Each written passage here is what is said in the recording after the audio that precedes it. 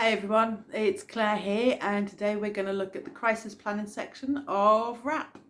Now, before I get too involved in the nitty-gritty of things you may or may not need to consider before completing this section, I just want to say I feel it's really important that when you consider looking at this section, you should attempt to complete it when you are as well as you possibly can be.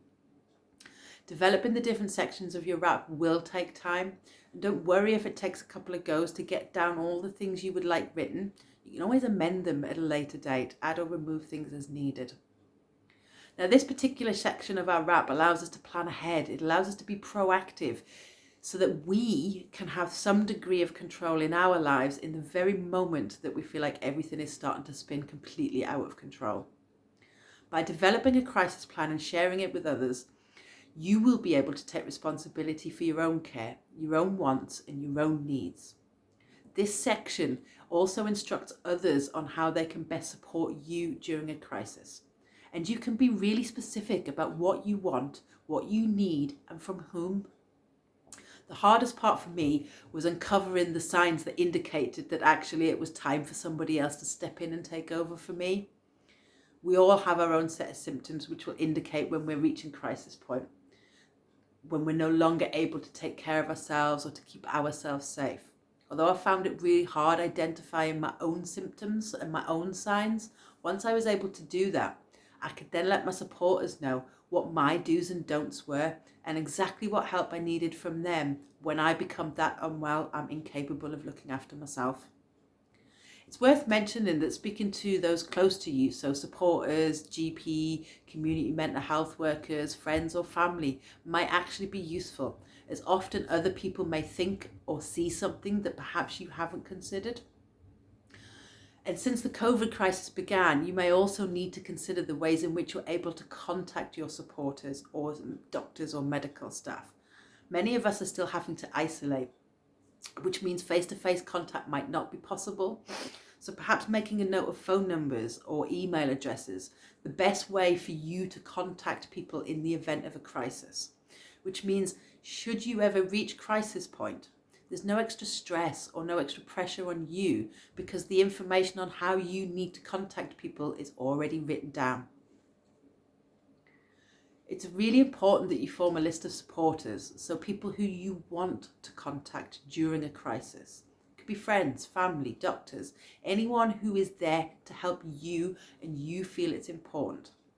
But on the flip side of that, it's also worth considering who you do not want to be contacted. I know personally if I'm reaching crisis point, the last thing I want is to be triggered any further by seeing somebody who is going to make me worse. You could start by thinking about describing the signs that show you are no longer able to make decisions for yourself or be responsible for yourself, and that it's time for somebody else to step in. So to do that, perhaps start by describing what you're like when you're well. Now, you've already looked at some of this in the other sections of your WRAP, so use those sections to help you make notes on what you are like when you are well, and then consider what you're like when you're not well. Write it in a way that one of your supporters can use it as kind of a reference point so that they know exactly when they will need to step in for you. Perhaps consider mentioning what your symptoms would be like at the point when you need them to actually take over. Then, once we've got that written down so people know when it's time to step in, let's have a little look at some of the things you might want to consider on the practical side. So you may want to think about medications. So you may have preferred medications, acceptable medications, or medications that are completely unacceptable to you. Now you might want to think about why and make a few notes on that, because if there are reasons you do not want a specific medication, it's important that other people know that. With regards to treatments, you may have acceptable treatments or unacceptable treatments. Again, the same thing applies. Consider why. Other people, the more information you can give them, the easier it is for them. It might be that you want to consider home or community care or respite options. So look at developing a plan so that others know exactly how to help you stay home, but making sure that you get the care and support that you still need. You may have a preferred treatment facility or an unacceptable treatment facility. Write those down and let people know again why. Think about what you want from your supporters when you're feeling that unwell. What do you need from them? Consider what you do not want from your supporters when you are feeling that unwell. The more specific you can be, the less likely others are to make your crisis point worse for you. Consider who you do not want to have contact with. Consider what my supporters do if I'm a danger to myself or if I'm a danger to other people. What sort of things might need to be done in that situation? Things that I need to do for me so I still feel like I've got a little bit of independence.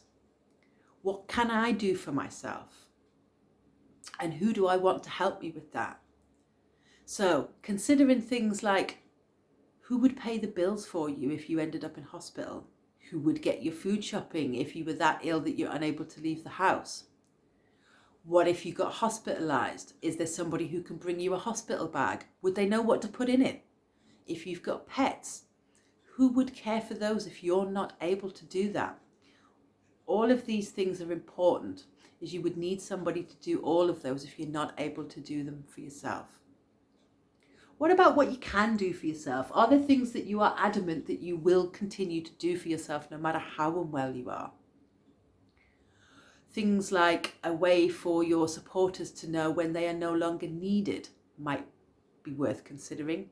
Develop a list of signs or symptoms so those who are supporting you can see that you're managing much better and that they no longer need to take control of the situation for you, and you can slowly start taking control of things yourself. Now, I am aware that this is a very detailed section, hence it may take some time to complete. However, once I've finished this section, it served a huge purpose. It means that should I ever become seriously unwell, the people around me will follow my wishes in a crisis, which will make things easier for me. There are no specific ways to write any of this.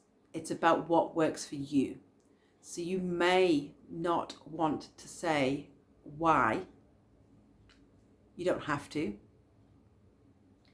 But this section will help your supporters to meet your needs. So my advice is this: the more information that is there, the less frustrating the situation will be for all involved. Once you've completed this section, make sure you give copies to all the people who would need them, like your supporters, your CPN, your GP, anyone who needs to know what your plan of action is should you become unwell.